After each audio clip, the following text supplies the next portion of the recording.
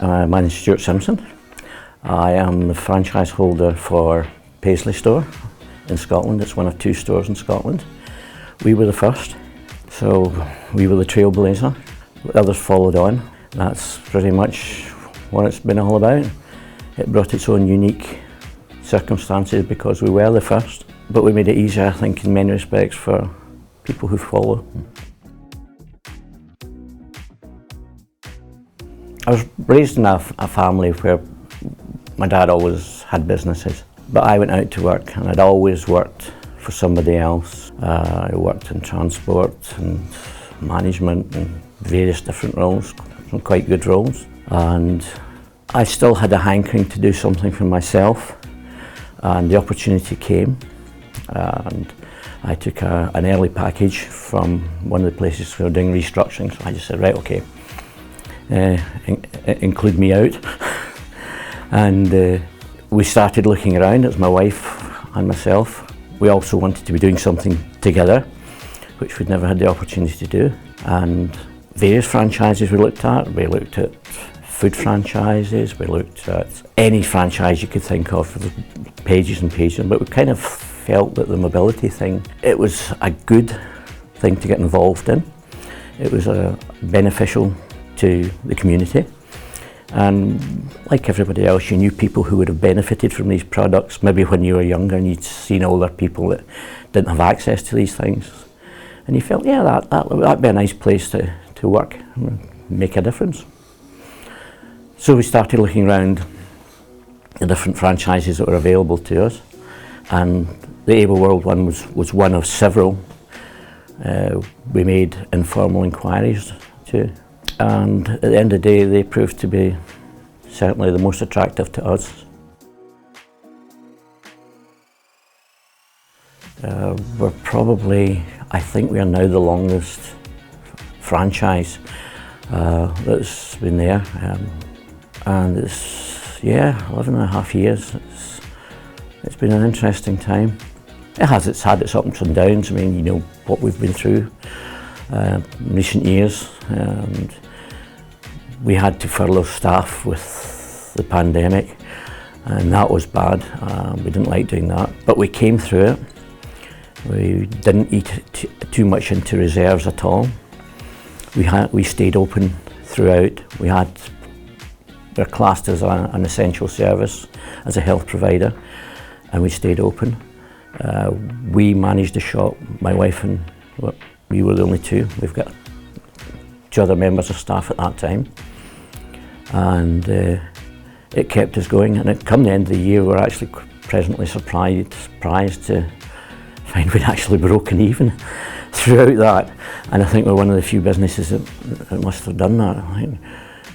Not by a lot, but to break even meant we were still there and we were still fighting. So that was quite strong for our business, we thought.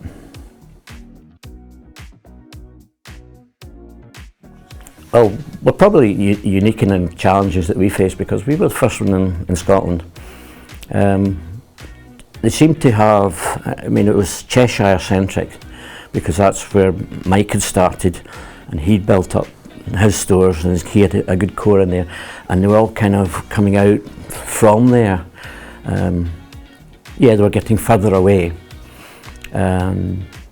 but we came along and we were like, you know, up the road quite a significant bit. We were 5 hours away, which is a lot, and in terms of the knowledge that was held locally of Ableworld, it just didn't exist. It wasn't a brand that was really known in Scotland at all. So we had to establish ourselves, and a little bit of responsibility for helping establish the brand up there. And yeah, it was a lot of work then. I suppose that maybe meant that at the start we were a slower burner to get going than some other franchises might have experienced. It took a lot more work until we got the trust of people and our name got known round about, and then it started to build and kick in properly. Yeah. But that was the biggest challenge we faced, I think, was that. Finding premises was a challenge. It's always a challenge. There's plenty of premises about, but getting a premise that's the right size and in the right location took a fair bit of work. And Mike was very helpful with that. He's just very good at that. And we went and looked at a number of places, and I'd got made up this list of ones to go to, and we had this one that says, well, we'll go and have a look at this place. It's a kind of a wild card. It says, I haven't seen it. It's been a lot of work done to the building. So we went along and had a look, and Mike just looked over the other side of the car park and saw Morrison's, and he says, this could be a goer here. That's the way it turned out. Yeah. Yeah, I think it's very good. When we first started, it was very small. It was an awful lot, I think it was probably more personal. As the business has grown, it's a little bit, Michael slate me for this because I'm always saying it, but it's about, it can get quite corporate, which is understandable. It's a bigger organisation and it's more difficult to control than the way it was done when we moved in. So yeah, the sport is different and you have to approach it differently. But as businesses go, you can't complain. And you have access to all the different support systems there. And they're very forthcoming, and they've got a lot of good people in there to help you. Yeah. Absolutely, yeah. I can phone Mike anytime, really. And Neil, we've got access to them. I generally try and keep that to going through the switchboard when I can. But if I need to speak to somebody and you need them in a hurry, we've got their mobile numbers, and they virtually always respond unless they're in a meeting, but they'll always come back after the meeting, leave a message, they'll come back, or I'll see a missed call, they'll come back. Yeah, it's still very easy to access the people at the top, yeah, very much so. Yeah, it was slow at the start, it was pretty slow at the start.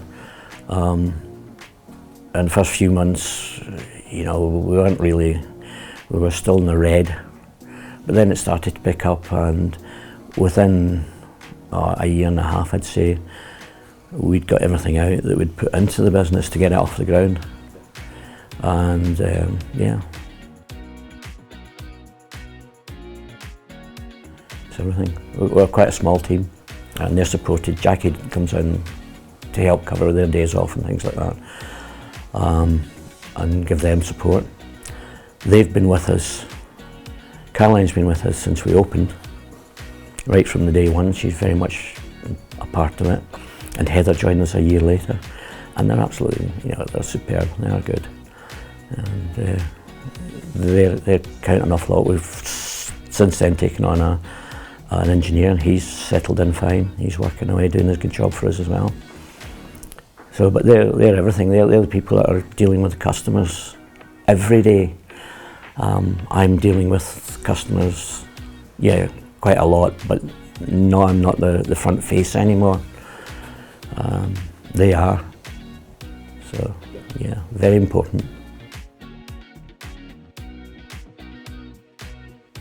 I think we've brought something that wasn't there before to the community. When we first moved in, Paisley's quite a big town. It's actually the biggest town in Scotland, and what they had before was a relatively small mobility store who was dealing mainly in second-hand scooters, anything they wanted they could get, but it was pricey for them. It was very expensive for them. I wouldn't have said they were getting value. They only had access to things like continence care through Boots the Chemist, and some of the supermarkets had a very limited range of stuff. And we come in and we've got the whole range of stuff on offer for them. And I think the benefit is really shown by the sort of regular customers you get. It's the biggest percentage of our business. So the benefits reflected in that, and the fact that most of our work has come through referral, which is, you know, Morrison's and referrals, that's our biggest sources of footfall. So there's obviously benefits in there when people keep coming back to you. Yeah, of course. You've got to have a bit of determination. It's dead easy, I think, to let it slip, especially when you're setting up and you're getting that initial impetus going. You've got to be quite determined. You've got to care about what you're doing. You've got to have quite a major part of integrity. Even with the staff, they've got to be able to demonstrate that. And our girls, if they see somebody going out the shop, wanting to go out the shop with something which is just plain wrong for them, they will basically vocalise that. They'll say something, and always try and direct them to what's right for them. People at the end of the day still make their own decisions. If somebody's, no, this is what I want, this is what that's fair enough. But make sure that they've actually seen. So you need to have a bit of interest in them. You've got to be able to communicate with them, get the information out of them. You need that. And you've got to be committed to your business, because it can be quite time consuming as a franchisee. You'll find you're putting in quite a lot of hours, particularly when your business is developing in the early days. You've got to be prepared for that.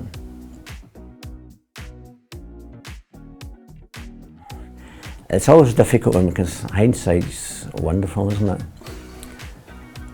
There's always things, but the main thing is to know how much of a personal commitment we were making.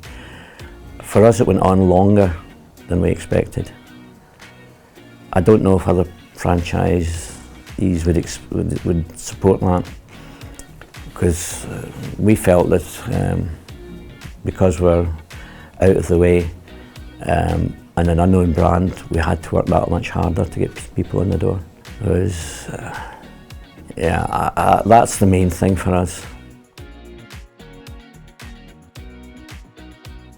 Get on with it. Just pick it up and go with it. You will get the support. You will get anything. All the tools are there for you. Head office will do an awful lot of the work in getting your shop set up for you, getting everything in place for you.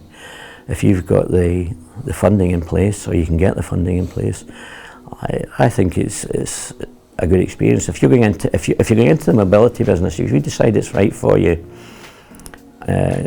it's really the only one. We looked at a number of them before we took it up, quite a few, and every time you spoke to somebody, you could hear the hard sell coming through all the time, which is not what we're about. It's the people you're dealing with. It's a vulnerable age group. The hard sell is not something either of us would consider.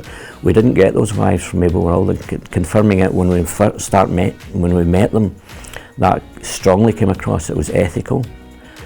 So if you've made up your mind and you think that mobility is the way to go, I don't think I'd even be considering other ones. And that's an honest opinion. That's not me saying it because I was sitting here having a conversation.